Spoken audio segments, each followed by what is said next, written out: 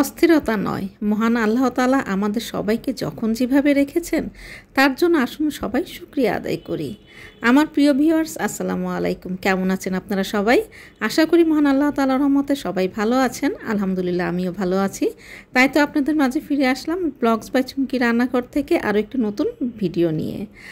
তো দেখতেই পাচ্ছেন আমি অনেক ভোরবেলায় উঠেছি, উঠে একটু ছাদে ঘুরতে আসলাম।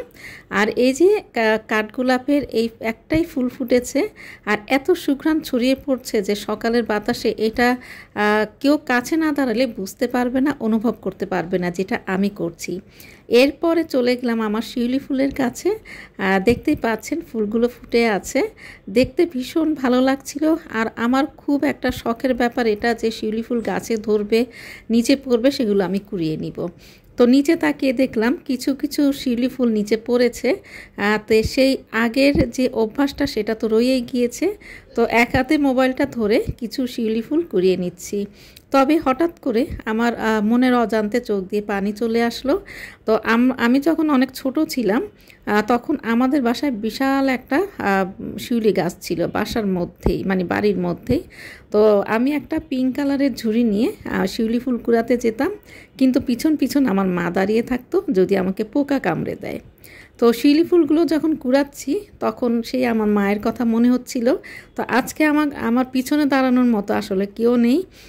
তো নিজে নিজে ফুলগুলো কুড়িয়ে নিলাম আর মার কথা মনে করছিলাম।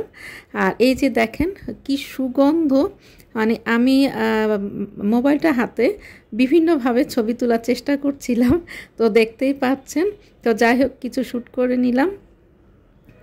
আর এই যে এই জায়গাটা আজকে খালি, গতবার দেখিয়েছিলাম গত ভিডিওতে যে বিড়ালটা আমার পিছু নিয়েছিল। তো আজকে বিড়ালটাকে খুঁজে পাচ্ছি না, খুবই খারাপও লাগছে। তো তারপরে এই যে শিউলি ফুলের সেই সুঘ্রাণ হাতে নিয়ে নিয়ে নিচে চলে যাচ্ছি, কারণ নিচে যে নাস্তা বানাতে হবে, কারণ সবাই বের হয়ে যাবে, কেউ ভার্সিটিতে যাবে, কেউ মানে কাজে চলে যাবে।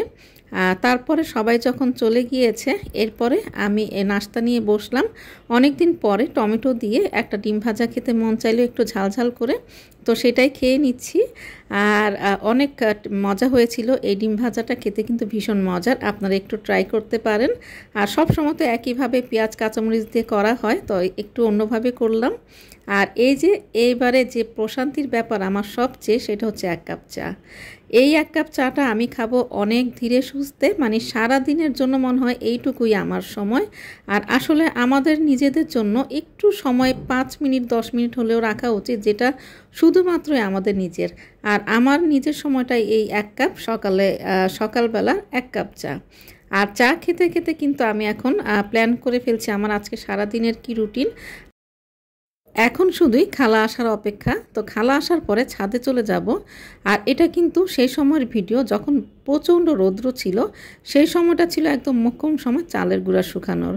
আর এই রৌদ্র দেখলে আমার শুধুই চালের গুঁড়া শুকাতে ইচ্ছা করে। তো এই যে আমি চালের গুঁড়াটা মানে এভাবে মেলে দিয়েছি। মেলে দেওয়ার পর 1 ঘন্টা আমরা এখানে থাকবো, তারপর আবার আরেকটা নাড়া দিয়ে তারপর আমরা নিচে চলে যাব। তো এই ফাঁকে খালা কাপড়গুলো মেলে দিবে। আর আমি আবার আপনাদের ভাই যে সরিষা নিয়ে এসেছিল, কারণ শীত তো প্রায় চলেই এসেছে, সামনে তো জলপাইয়ের আচার করতে হবে, আর এমনিও অন্যান্য ভর্তাও তো লাগে। তো এই জন্যই কিছু সাদা সরিষা আর কালো সরিষা নিয়ে এসেছিল। তো সেইগুলো ধুয়ে বেছে তারপরে এই যে রোদে শুকিয়ে নিচ্ছি। আগে থেকে এভাবে যদি কাজগুলো গুছিয়ে রাখা যায় তাহলে কিন্তু কাজগুলো অনেক সহজ হয়ে যায়।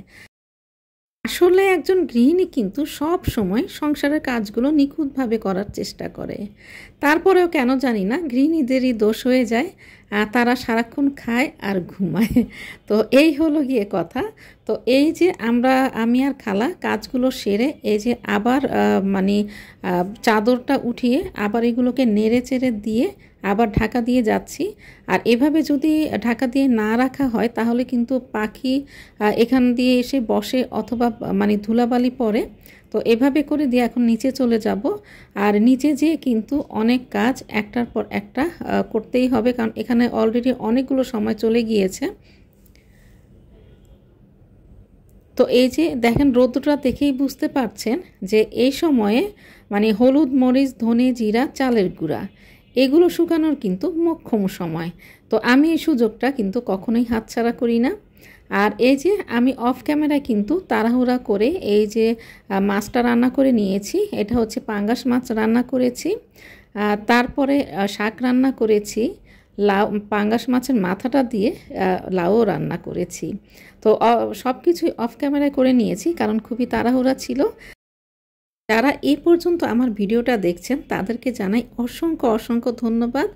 যারা লাইক দিতে ভুলে গিয়েছেন তারা একটা লাইক দিয়ে ভিডিওটা কন্টিনিউ করবেন। আর আপনাদেরকে নিয়েতেও আমার ব্লগস বাই চুমকি রান্নাঘর। তো গতকাল ছিল মানে যে ভিডিওটা যেদিন শ্যুট করেছি তার আগের দিন আমার মেয়ের জন্মদিন ছিল। তো এমন কিছুই করা হয়নি, জাস্ট একটু চাইনিজ ভেজিটেবলস আর চিকেন ফ্রাই করেছিলাম, করে মেয়েটাকে এই যে একটা প্লেটে একটু সাজিয়ে দিয়েছিলাম আর কি। তো সেটা একটু শ্যুট করে রেখেছিলাম, আপনাদের সাথে শেয়ার করলাম। আর দেখেন কাজগুলো করতে করতে কিন্তু অলরেডি 12:30 বেজে গিয়েছে। সংসারের কাজটা কিন্তু এমনই। আর এই যে আমার আজকে অনেক ঝামেলা দেখে আমি সকাল সকালই ঘরগুলো সব গুছিয়ে নিয়েছি।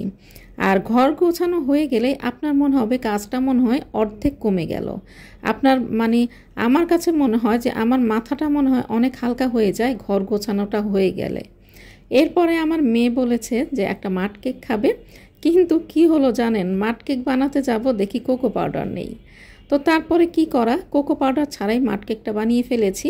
তো এটার সম্পূর্ণ রেসিপি আমার কুকিং চ্যানেল চুমকি রান্নাঘরে দেওয়া আছে, আপনারা চাইলে সেখান থেকে ঘুরে আসতে পারেন। আর কোকো পাউডার ছাড়াই মাড কেক যে এত মজার হয় সেটা আমার আগে জানা ছিল না। তো খেতে ভীষণ মজার হয়েছিল। আর এই পর্যন্ত ভিডিওটা আমার কেমন লাগলো অবশ্যই আপনারা কমেন্টের মাধ্যমে জানাবেন। আর যারা নতুন আছেন অবশ্যই সাবস্ক্রাইব করে চ্যানেলের পাশে থেকে যাবেন। ভিডিওর একদম শেষ পর্যায়ে চলে এসেছি। সবাই ভালো থাকবেন, সুস্থ থাকবেন। আল্লাহ হাফেজ।